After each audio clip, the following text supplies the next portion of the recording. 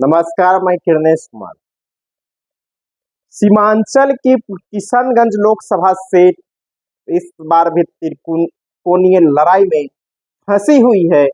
यहां से कांग्रेस के जावेद, जदयू के जाहिद मास्टर और एआईएमआईएम के अख्तरुल इमान के बीच त्रिकोणीय मुकाबला है। 2019 के लोकसभा चुनाव में भी इस सीट पर कांग्रेस के जावेद, जदयू के मोहम्मद अशरफ और एआईएमआईएम के अख्तरुल इमाम के बीच तीखा संघर्ष हुआ था, भारी उठापटक हुआ था और 34,500 वोट से करीब ही कांग्रेस के मोहम्मद जावेद जीते थे। इस बार भी किशनगंज में यही नज़ारा देखने को मिल सकता है। अगर किशनगंज लोकसभा सीट के इतिहास की बात की जाए तो यह सीट 1957 में लोकसभा अस्तित्व में आई थी। 1957 में कांग्रेस के मोहम्मद ताहिर जीते थे। 1962 में फिर कांग्रेस के मोहम्मद ताहिर को जीत मिली। 1967 में यह सीट समाजवादियों के खाते में चली गई।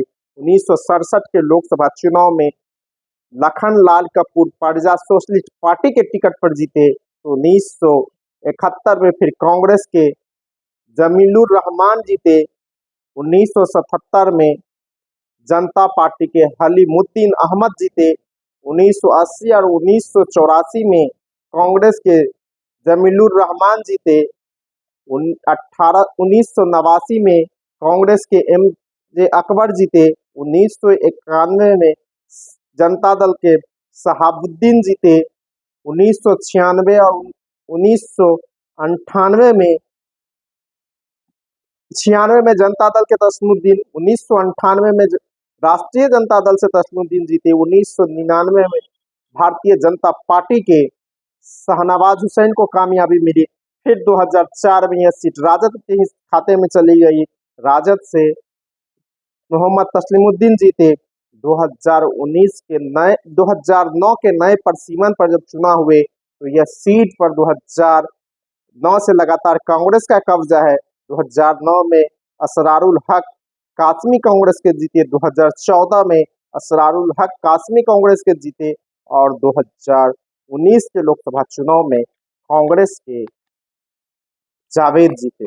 यूँ कह सकते हैं सीमांचल की यह लोकसभा सीट इस बार भी त्रिकोणीय लड़ाई में फंसी हुई है और एड़ी चोटी का दम तीनों गठबंधनों के लोगों ने लगा दिया है। किशनगंज में मुख्यमंत्री नीतीश कुमार की सभा हो चुकी है।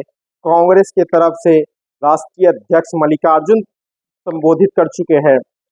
इसके साथ साथ एआईएम के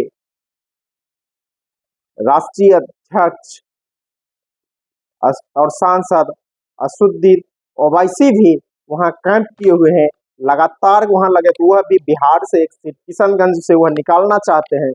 तो एक तरह से कहा जाए कि बिहार की किशनगंज सीट यह मुस्लिमों का अखाड़ा है। इस बार तीनों दलों से मुस्लिम आबादी से ही आने वाले उम्मीदवार है।